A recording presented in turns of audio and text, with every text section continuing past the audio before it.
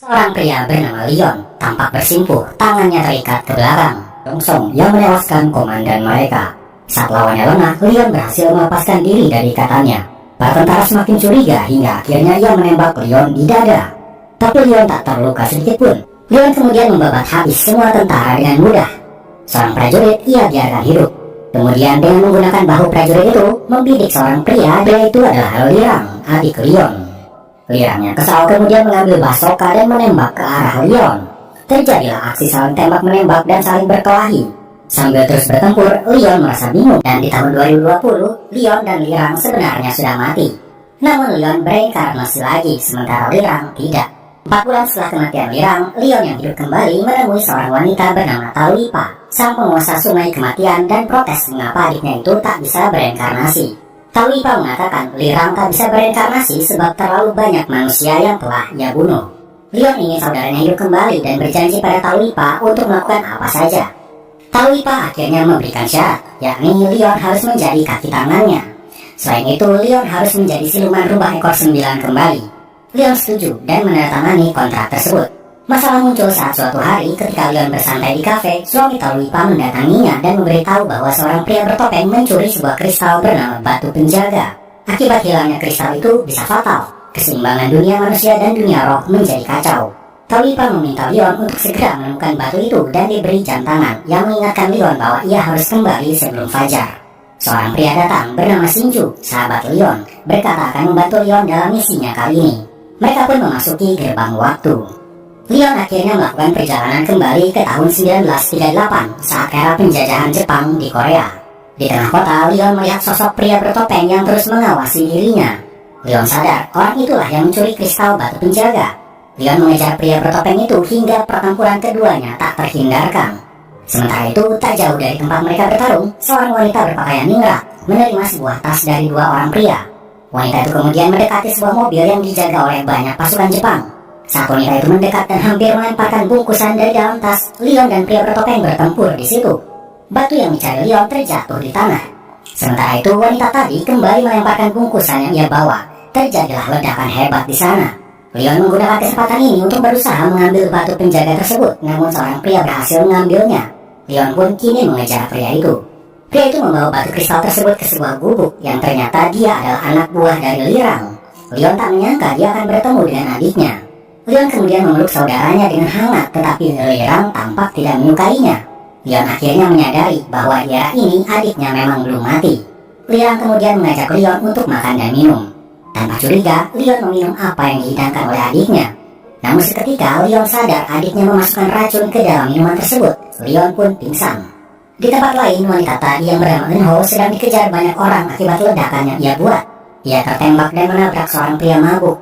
Si pria mabuk ini kemudian dihajar juga oleh orang-orang itu. Namun saat si pria ini mengatakan awas ada api, tubuh orang-orang yang mengejarnya mendadak terbakar. Pria ini bernama Muyong dan dia kini menyelamatkan Eunho dan membawa wanita cantik ini ke rumahnya. Ketika akhirnya Eunho terbangun dan merasa lukanya sudah baikan, ia mengobrol dengan Muyong dan berterima kasih sudah menyelamatkannya. Kembali pada Leon, ia siuman dengan kondisi tangan terikat. Ia menyadari bahwa adiknya telah melaporkannya kepada tentara Jepang dan memfitnahnya sebagai pelaku pengeboman stasiun Gyeongsong. Kembali Leon dan Lirang tengah bertarung sengit. Lirang terkejut saat Leon mendadak menjatuhkan pedangnya dan diam saja saat Lirang melukainya dengan kapak. Leon mengatakan ia melakukan ini agar Lirang percaya bahwa ia tak ada niat melukai adiknya itu dan ingin berdamai dengannya.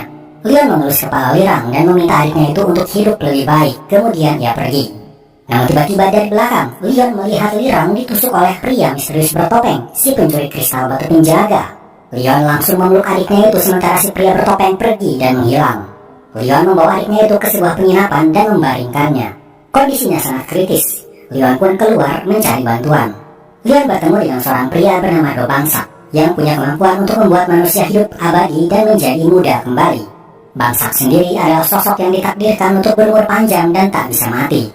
Leon mendatanginya dan mencoba untuk melakukan tawar-menawar dengannya agar Bangsak bersedia untuk menyelamatkan Lirang. Bangsak bersedia memberikan umur panjang pada Lirang asalkan Leon membawa sebuah pedang bernama pedang Uturi untuknya. Bangsak sudah lelah dengan umur panjangnya dan hanya pedang Uturi yang bisa membunuhnya. Leon pun menyetujui syarat ini.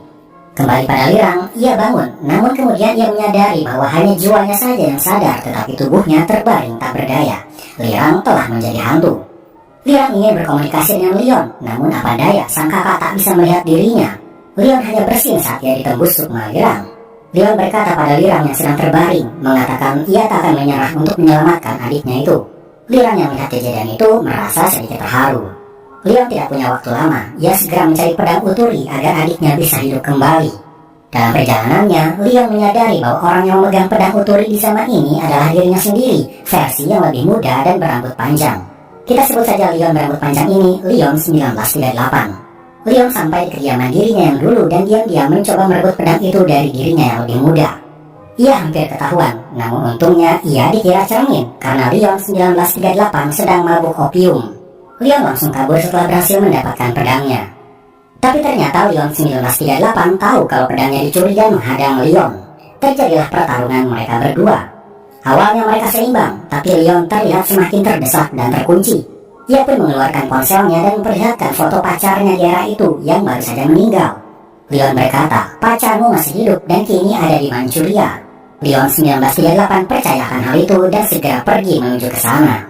Kembali ke penginapan, Lirang menyadari bahwa Bangsak adalah iblis yang jahat. Ia tak hanya mengambil kekuatan hidup dari orang-orang, tetapi juga menghisap jiwa mereka untuk membuatnya tetap awet muda. Tiba-tiba Bangsak bisa mendengar suara Lirang, namun tak bisa melihat kehadirannya. Bangsak kemudian meminta anak buahnya untuk membawa tubuh Lirang kepadanya. Namun di kamarnya, ternyata Lirang tidak ada di sana. Rupanya sejumlah giseng di sana telah membawa pergi tubuh Lirang ke kamar lain. Ternyata sebelum pergi, Leon berpesan pada salah satu giseng untuk membawa tubuh Lirang pergi jika ia belum juga kembali hingga tengah malam. Sayangnya Bangsak berhasil menemukan tubuh Lirang. Leon akhirnya bertemu dengan Bangsak. Namun Leon sadar bahwa ia telah ditipu sejak awal. Tujuan Bangsak meminta pedang Uturi bukanlah untuk membunuh dirinya, tapi untuk menghancurkan pedang itu agar ia bisa hidup kekal. Tiba-tiba seorang anak yang tadinya jiwanya dihisap oleh Bangsak muncul dan mengatakan bahwa Bangsak adalah iblis penyung. Ternyata arwah Lirang masuk ke dalam tubuh anak itu agar bisa berbicara pada Leon. Setelah tahu hal itu, Leon pun mengucapkan mantra pengusir iblis penyung. Wujud asli Bangsak pun terlihat. Kemudian akhirnya ia bisa Leon kalahkan. Semua umur yang pernah dihisap oleh Bangsak terpencar keluar. Lirang pun akhirnya bisa dihidupkan kembali. Namun sayangnya Leon telah gagal mengembalikan batu kristal karena gerbang waktu tertutup sehingga membuatnya terjebak pada tahun 1938. Di suatu siang, Leon dan Lirang kini menaiki kereta untuk menuju suatu tempat. Di dalam kereta banyak orang dan tentara Jepang juga. Alasan Leon ada di kereta ini adalah karena beberapa jam lalu ia mendatangi Taluipa di era ini untuk menanyakan bagaimana caranya ia bisa kembali ke tahun 2023 lagi. Taluipa berkata, kalau kau ingin kubantu, kau harus membantuku juga. Kau harus mengambil seruling emas yang nanti siang akan dibawa di sebuah kereta menuju Busan. Maka Leon pun kini ada di kereta itu dalam misi mengambil seruling emas. Seruling itu ada pada seorang prajurit Jepang. Sementara itu di gerbong lain, seorang wanita cantik dan kuat bernama Hongju. Kekuatannya setara dewa juga sama dengan Leon, dan dia sangat terobsesi pada Leon karena ketampanannya. Dia tahu kalau Leon ada di kereta ini, maka ia pun sudah bersiap-siap untuk bertemu dengannya. Ketika kereta memasuki terowongan, semua orang di kereta tiba-tiba panik karena ternyata barang-barang mereka hilang. Ternyata Lirang dan para anak buahnya merampas semua harta mereka untuk membantu Leon mendapatkan seruling emas itu. Sayangnya seruling itu malah diambil oleh Hongju. Prajurit Jepang yang bertugas membawa seruling itu pun langsung mendatangi Hongju dan meminta seruling itu kembali. Terjadilah perkelahian mereka berdua hingga akhirnya prajurit itu bisa Hongju kalahkan. Lalu datanglah Leon dan Lirang. Mereka tahu kalau seruling itu ada pada Hongju. Hongju pun segera memberikannya tanpa perlawanan karena dia sangat menyukai Leon. Tapi Leon tampak tidak nyaman dan memang selalu menolak cintanya Hongju. Hongju pun langsung ngambek, membuat Leon takut juga karena Hongju terkenal sangat kuat. Hongju terlihat semakin kesal karena cintanya selalu Leon tolak. Hingga akhirnya dia mengamuk dan terjadilah pertarungan dengan Leon. Mereka bertarung hingga di atas kereta. Ada satu momen di mana Hongju tersandung dan Leon menyelamatkannya agar tak jatuh. Hongju langsung tersipu malu, tapi Leon malah melepaskannya lagi membuat Hongju kembali kesal. Amukan Hongju makin menjadi. Ia pun menghentikan kereta hanya dengan kekuatan fisiknya saja. Kesempatan ini dipakai Leon untuk kabur menjauh dari kereta. Ia pun menaiki kuda bersama Lirang. Hongju melihatnya dari kejauhan dan berkata kalau kita pasti akan bertemu lagi. Dia pun menemui Taluipa lagi dan menyerahkan seruling emas itu kepadanya. Seruling itu memang harus diamankan dari para tentara Jepang karena konon mereka akan menggunakannya untuk menghancurkan Korea. Sementara itu, di markas tentara Jepang, seorang komandan bernama Ryuhei terlihat menahan amarahnya ketika ia mendengar seruling emas itu dicuri. Bawahannya bernama Akira gagal melindungi seruling itu. Ryuhei pun makin lama tak bisa menahan amarahnya dan menghabisi para bawahannya. Akira pun tak luput dari siksaannya. Namun untungnya ia masih diberi kesempatan untuk merebut seruling itu kembali. Kembali pada Leon dan Lirang, mereka kini ada di sebuah butik untuk mengubah penampilan Lirang yang sebelumnya seperti berandalan. Ia pun dibelikan jas dan setelan mahal oleh Leon. Di sana, Lirang bertemu dengan seorang pelayan wanita yang membantunya memasakkan dasi untuknya. Hal itu membuat Lirang sedikit tersipu dan canggung. Tampaknya Lirang menyukai gadis itu yang bernama Yonghee. Setelah itu mereka pun datang ke sebuah penginapan untuk beristirahat. Namun tak disangka yang muncul adalah Hongju. Ternyata dialah pemilik penginapan itu. Leon ingin kabur saja dan tak jadi menginap, tapi Hongju sudah siap-siap dengan amukannya, membuat Leon hanya bisa menurut dan terpaksa akan menginap di sana saja. Esok paginya, Leon bertemu dengan Hongju di luar dan berkata kalau dia perlu bantuannya. Leon ingin menemukan pria bertopeng untuk membalas dendam, namun ada satu syarat yang Hongju minta, yaitu Leon harus menjadi salah satu juri di kontes kecantikan Putri Joseon menggantikan dirinya. Leon terpaksa menyetujui syaratnya itu demi agar pria bertopeng itu bisa ia temukan. Di sana ia bertemu lagi dengan Eunho, gadis yang waktu itu melempar bom. Ternyata dia sangat benci pada para penjajah Jepang dan dia selalu memberontak demi kemerdekaan Korea. Kontes kecantikan Putri Joseon pun dimulai. Leon tampak bosan dan hanya menggambar tak jelas di kertas. Hingga akhirnya seorang pemenang diumumkan, lalu sesi foto bersama pun dimulai. Namun ketika sesi foto, si pemenang tiba-tiba melompat dan menyerang orang-orang di sana. Ia seperti berubah menjadi zombie. Leon pun segera melawan zombie itu. Zombie itu melompat keluar dan menyerang orang-orang. Lalu seorang pria bernama Muyong yang waktu itu menyelamatkan Eunho terlihat di sana dan langsung menyelamatkan zombie ke dalam sebuah peti. Kembali ke dalam gedung, Leon dan Eunho mengobrol. Ternyata zombie tadi disebut dengan Yacha. Rumornya banyak wanita cantik berubah menjadi Yacha. Para wanita itu punya kesamaan, yaitu semuanya pernah merawat diri di salon bernama Salon Choi. Maka Leon dan Lirang pun datang ke sana, berharap pelaku yang membuat para wanita menjadi Yacha bisa terungkap. Mereka pun berpura-pura melamar menjadi pelayan di sana. Tentu saja, di zaman ini jarang ada dua lelaki tampan bekerja di salon wanita, jadi para pengunjung di sana senangnya bukan main. Ketika mereka bekerja di salon, mereka mencurigai beberapa orang, yaitu pemilik salon dan seorang pelayan yang pendiam. Tapi mereka belum punya bukti yang cukup. Tapi yang aneh di salon itu adalah semua cermin di sana pecah. Leon pun berkata akan segera mengganti semua cermin tersebut. Esok harinya, Lirang kedatangan anak buahnya yang membelikan cermin. Kembali ke dalam, Lirang kaget ternyata para pengunjung sudah menjadi Yacha semua. Leon berkata, ternyata sampo yang digunakan di sini sudah diisi kutukan iblis Yacha, sehingga siapapun yang memakainya akan menjadi Yacha. Lalu muncullah si pelayan pendiam. Ternyata dia adalah iblis yang memasukkan kutukan Yacha ke dalam sampo itu. Lirang segera mengangkat cermin yang ia bawa. Itu membuat si iblis terbakar, karena ternyata iblis ini lemah akan cermin. Makanya selama ini cermin di salon sengaja ia pecahkan. Ia berkata, aku juga disuruh oleh iblis di atasku untuk menjadikan para manusia menjadi Yacha. Dia adalah si iblis bertopeng. Setelah mengatakan itu, tiba-tiba ia terbakar lalu hangus tak bersisa. Leon kini makin penasaran siapa sebenarnya pria bertopeng ini. Sementara itu di sebuah hutan gelap, Muyong yang tadi membawa Yacha di petinya berkata, aku akan menjadikanmu Yacha yang sempurna. Lalu kemudian tiba-tiba seseorang muncul. Ternyata Muyong adalah pria bertopeng yang selama ini Leon cari. Kembali pada Leon, di jalan ternyata ia bertemu dengan temannya bernama Shinju yang ikut masuk ke dalam gerbang waktu di awal film tadi. Malam itu penginapan Hongju tampak ramai. Para tentara Jepang tengah asik minum. Seorang tentara Jepang terlihat menggoda seorang giseng hingga merendahkannya. Hongju sebagai pemilik penginapan tak tega melihat gisengnya direndahkan. Ia pun berkata pada si tentara, bagaimana kalau kau dan aku berlomba minum? Kalau kau mabuk duluan, kau harus pergi dari sini. Dan jika sebaliknya, maka kau boleh melakukan apapun padaku. Maka dimulailah perlombaan itu. Hongju terlihat minum dengan tenang. Bahkan dia belum juga mabuk. Sementara si tentara sudah mabuk dan tidak kuat lagi. Akhirnya si tentara kalah. Dan karena malu, ia pun pergi. Tapi ia sempat-sempatnya menampar seorang giseng. Hongju tak tinggal diam. Di jalan, si tentara disergap bayangan hitam yang ternyata Hongju. Yang dengan senar alat musiknya, ia menjerat leher si tentara hingga tewas. Beralih pada Leon, dia dan Shinju sedang mengobrol tentang misi mereka selama di tahun 1938 ini. Mereka harus menunggu 1 bulan agar gerbang waktu terbuka lagi dan mereka bisa kembali ke tahun 2023. Namun diam-diam ternyata obrolan mereka dikuping oleh Lirang. Lirang pun pergi ke sebuah klub. Dia melihat seorang gadis bergaul merah mulai menyanyi dengan merdu. Lirang mengenali gadis ini adalah Yohi, pelayan yang dia temui di butik waktu itu. Namun tiba-tiba Yohi berubah menjadi putri duyung, karena sebenarnya ia adalah putri duyung yang bisa berubah menjadi manusia. Seorang pria mabuk terlihat naik ke atas panggung hendak menyentuh ekor Yohi. Lirang berusaha mencegahnya. Keributan pun tak dapat dihindarkan. Lirang dengan mudah mengalahkan para pembuat onar tersebut. Yohi mengucapkan terima kasih karena telah membelanya. Ia pun memberikan sebuah sisik putri duyung pada Lirang sebagai tanda terima kasihnya itu. Beralih di sebuah hutan, Muyong terlihat menuju sebuah gua. Namun ia dihalangi oleh seorang penjaga. Karena si penjaga tahu kalau Muyong sepertinya akan memaksa masuk, ia pun membangkitkan para prajurit gaib untuk melawan Muyong. Muyong pun melawan semua prajurit itu, lalu mengalahkan mereka dengan membakarnya dengan kekuatan apinya. Muyong melanjutkan masuk ke dalam gua dan keluar lagi sambil menggendong seorang anak. Anak itu pun dibuka penutup matanya. Kemudian ia berjalan menuju penginapan tempat Leon berada.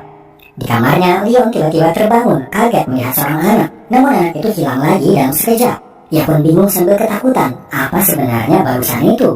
Esok paginya, Leon menikmati hari mengobrol dengan adiknya. Leon bercerita dulu sewaktu kecil, Leon punya dua sahabat, yaitu Hongju dan Muyong. Sejak kecil mereka bertiga adalah para dewa gunung, masing-masing punya kekuatan hebat. Namun beranjak dewasa, mereka kini menjadi rival karena punya tujuan hidup masing-masing. Beralih pada Hongju, ternyata dia pergi menemui Muyong. Leon belum tahu kalau pria bertopeng sebenarnya adalah Muyong. Cuma Hongju yang tahu akan hal ini, dan mereka merahasiakannya dari Leon. Muyong bercerita, alasan waktu itu ia menusuk Lirang adalah karena ia ingin membalas dendam pada Leon atas kematian kakaknya. Setelah itu Hongju pun pulang. Di atas jembatan ia melihat Leon. Namun tiba-tiba Leon merasa aneh, matanya tiba-tiba tak bisa melihat. Lalu dari belakang muncul Muyong menghunuskan pedangnya. Hongju langsung melindungi Leon yang buta. Ketiga sahabat itu kini menjadi rival, tapi Hongju masih ingin melindungi Leon. Leon pun diajak pulang oleh Hongju. Leon tak tahu Muyong baru saja mencoba membunuhnya.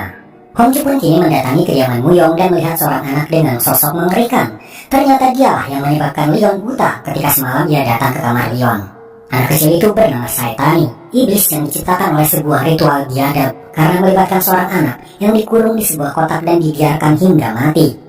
Hongju tak habis pikir kenapa Muyong sampai bertindak sejauh ini untuk menyakiti Leon. Di penginapan, Shinju menutup mata Leon agar tak mengalami iritasi. Leon curiga sebab seperti ada yang sengaja mengirimkan kutukan saat dia terjebak di tahun 1938 ini. Shinju kemudian meninggalkan Leon dan Lirang karena harus pergi mencari obat. Lirang terlihat sedih saat melihat Leon kesulitan makan bubur sendiri, mengingat dulu kakaknya itu sering menyuapinya saat ia masih kecil. Dia kemudian memutuskan untuk menyuapi Leon. Beralih di kediaman Enho, ayah Enho yang seorang pejabat berencana membantu kekaisaran Jepang. Hanya Enho yang cemberut di ruangan itu karena dia tak suka dengan penjajahan Jepang ini. Tapi diam-diam, Ryuhei punya rencana untuk menikahi Enho agar kekuasaan Jepang semakin kuat dan luas di Korea. Kembali pada Leon, malam itu dia tiba-tiba diserang oleh sekelompok bandit. Rupanya mereka semua adalah iblis yang pernah dikalahkan Leon dan kini mereka di sini untuk membalas dendam. Namun Leon bisa melawan mereka semua menggunakan insting siluman rubahnya dan mengalahkan mereka. Sementara itu, Shinju dan Lirang sedang berada di gerbang kota. Ternyata mereka akan melakukan ritual pengusiran setan pada Leon agar dapat melihat kembali. Lirang bertugas untuk berjalan dari gerbang menuju penginapan dengan syarat jangan menoleh ke belakang. Namun ketika akan sampai di penginapan, ia tiba-tiba ambruk. Ternyata ada sebuah panah kecil tertancap di lehernya membuatnya tak sadarkan diri. Sementara Shinju yang ada di gerbang kota juga mengalami hal sama. Ternyata yang memanah mereka adalah Muyong. Beralih pada Leon, ia keluar dari penginapan dan mendapat surat di sebuah anak panah. Tak sengaja ia bertemu anak kecil, tapi ia tak tahu kalau itu adalah Saitani. Anak itu membacakan suratnya yang berisi kalau Lirang dan Shinju sedang diculik dan Leon harus datang ke sebuah tempat bernama Gunung Bukan. Anak itu pun akan menjadi pemandu Leon dengan cara digendong oleh Leon. Leon bersama Saitani hampir sampai di tempat yang dimaksud. Tiba-tiba Muyong melepaskan panah pada Leon. Leon berhasil menghindar, namun akhirnya kakinya terpanah juga dan dia terduduk di sebuah pohon. Sementara itu, ternyata Lirang dan Shinju dimasukkan ke dalam sumur. Kondisinya semakin buruk karena air terus-menerus naik. Lirang mencoba membantu menopang Shinju lebih tinggi di dalam sumur, mengorbankan udaranya sendiri.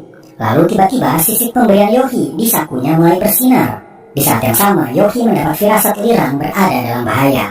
Kembali pada Leon, ia terus mencari Lirang dan Shinju dan berhenti di mulut gua tempat Saitani waktu itu diambil oleh Muyong. Saitani tiba-tiba berkata pada Leon, "Kenapa kau lupa pada aku?" Leon bingung apa maksudnya ini. Tapi saat Leon mendengar suara lonceng, ia baru ingat bahwa dulu ketika Leon masih menjadi dewa gunung, ia melihat seorang anak membebaskan seekor ikan mas. Leon menghadiahinya sebuah lonceng. Leon juga berjanji akan mengabulkan satu permintaan anak itu. Lalu pada suatu hari, anak itu dibawa untuk dijadikan tumbal pemanggilan iblis. Ia dibiarkan lapar dan haus di dalam sebuah kotak. Ia memanggil nama Leon meminta bantuannya, namun hingga ia mati, Leon tidak datang. Hati Leon hancur melihat masa lalunya ini, karena waktu itu ia sudah tidak lagi menjadi dewa gunung, jadi tak bisa menyelamatkan anak tersebut. Leon pun kini memeluknya, meminta maaf padanya dan menyebutkan nama anak itu yang bernama Lea. Lea akhirnya sudah tak marah lagi, dan wajahnya kembali menjadi tidak menyeramkan. Maka Leon pun kembali bisa melihat. Lea pun memberitahu di mana Lirang dan Shinju berada. Akhirnya Leon bisa menemukan sumur itu dan segera menyelamatkan Shinju dulu. Tiba-tiba seorang wanita masuk ke sumur. Ternyata dia adalah Yogi, langsung menyelamatkan Lirang karena mendapat firasat dari sisik yang ia berikan. Akhirnya Lirang juga berhasil selamat. Sementara di hutan, Muyong marah karena rencananya gagal. Ia bersumpah akan terus membalas dendam pada Leon bagaimanapun caranya. Lirang pun dirawat oleh Yogi. Walaupun dia berhasil selamat, namun kondisinya masih lemah. Leon dan Shinju sudah bisa melihat tampaknya Lirang dan Yogi bisa jadi pasangan. Namun sepertinya Lirang masih gengsi dan malah berkata ingin membayar utang budinya karena Yogi telah menyelamatkannya. Leon pun keluar dan bertemu dengan anak buah Lirang. Mereka sempat membagikan gambar pria bertopeng ke orang-orang dan akhirnya mendapat info kalau si pria bertopeng pernah mencuri kotak perhiasan di sebuah rumah orang kaya. Sementara itu di rumahnya, Muyong membuka kotak perhiasan yang telah ia curi, tapi barang yang ia cari tidak ada di kotak itu. Muyong pun berkeliling kota membagi-bagikan perhiasannya pada pengemis dan orang miskin. Di malam hari, Shinju dan Leon menyatroni rumah seorang pejabat kaya bernama Sunwoo. Leon menyuruh Shinju untuk mencuri kotak perhiasan milik keluarga ini. Shinju berhasil menjelinap ke dalam, tapi saat mencoba mencuri kotak perhiasan, dia ditahan di bawah todongan senjata oleh Eunho. Ternyata Eunho adalah anak dari pejabat Sunwoo. Yang membuat Shinju kaget lagi, ternyata Eunho adalah Yuri yang di tahun 2023 merupakan istrinya. Tapi tentu saja Eunho tak kenal Shinju ini siapa. Shinju pun menyambar sebuah kotak dan berlari kabur. Ia sempat tertembak beberapa kali tapi masih bisa berdiri. Ketika di luar, Shinju dan Leon pun berlari pulang. Tapi di tengah jalan, Leon kembali bertemu dengan si pria bertopeng. Pertarungan keduanya pun terjadi kembali. Rupanya pria bertopeng alias Muyong menginginkan kotak yang baru saja dicuri Shinju tadi. Lalu tiba-tiba Lirang dan para anak buahnya muncul mengepung Muyong. Muyong pun mencoba kabur. Ketika mereka mengejar, di hadapan mereka berdiri banyak orang dengan topeng untuk mengecoh. Ternyata Muyong telah membayar para warga untuk membantunya kabur dengan perhiasan yang kemarin siang ia berikan. Muyong pun berhasil kabur dengan membawa kotak yang dicuri Shinju tadi. Tapi ketika dibuka hanya ada batu saja. Ia sadar dirinya telah ditipu. Kembali pada Leon dan yang lainnya yang telah kembali ke penginapan. Mereka memeriksa beberapa kotak lain yang berhasil diambil Shinju. Shinju pun mengambil sebuah kotak lagi yang ternyata isinya adalah sebuah penggaris emas. Penggaris ini adalah sebuah benda pusaka. Konon penggaris ini bisa membangkitkan orang mati. Leon pun kini sadar sepertinya si pria bertopeng mengincar penggaris emas ini untuk membangkitkan seseorang. Beberapa hari kemudian, Leon dan Shinju sedang dalam perjalanan menuju penginapan. Sampai di depan pintu mereka melihat ada keranjang berisi bayi tanpa orang tua. Ada tanda rasi bintang biduk di dahinya. Shinju terlihat senang dan menggendongnya, sedangkan Leon penasaran siapa yang menaruh bayi itu di depan penginapan. Lirang pun datang dan jelas terlihat dia tak suka ada bayi manusia di dekatnya. Leon pun sama, hanya Shinju saja yang senang dengan bayi itu. Shinju pun berkata akan pergi membeli popok dan makanan untuk bayinya dan menyerahkan bayi itu pada mereka berdua. Leon punya ide untuk menyimpannya lagi di depan rumah orang lain saja. Lalu mereka pun melakukannya. Namun sekembalinya ke penginapan, bayi itu sudah ada di depan pintu. Mereka pun menyimpannya lagi di rumah yang lain, bahkan sampai berkendara mencari rumah yang jaraknya jauh. Tapi lagi-lagi bayi itu kembali ke depan penginapan mereka. Mereka pun menyerah dan akhirnya terpaksa merawat bayi itu walau dengan kebodohan mereka yang tak tahu apa-apa tentang merawat bayi. Bahkan suatu hari, Lirang membawa bayi itu ke kota, lalu menyadari bahwa bayi itu bisa memprediksi sesuatu. Tak ayal, Lirang kemudian menggunakannya untuk berjudi. Alhasil Lirang menang banyak saat itu. Yang awalnya tak suka, kini Lirang jadi menyukai bayi tersebut. Beralih pada Muyong, terlihat ia mendatangi sebuah makam yang ternyata makam kakaknya. Ia teringat lagi masa lalunya saat digendong menaiki tangga oleh kakaknya. Muyong benar-benar sedih, ia merasa hampa tanpa kakaknya itu, membuat dendamnya pada Leon semakin membara.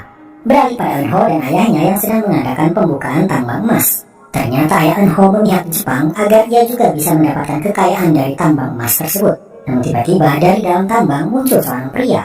Ia pun dicurigai dan ditangkap. Setelah diinterogasi, ternyata ada yang mengenal pria itu. Dia adalah dewa keberuntungan dan kerjaannya hanya makan wortel saja sepanjang hari. Dewa ini bisa menemukan lokasi emas dengan mudah dan pihak Jepang ingin kekuatannya. Tapi dewa ini punya satu syarat.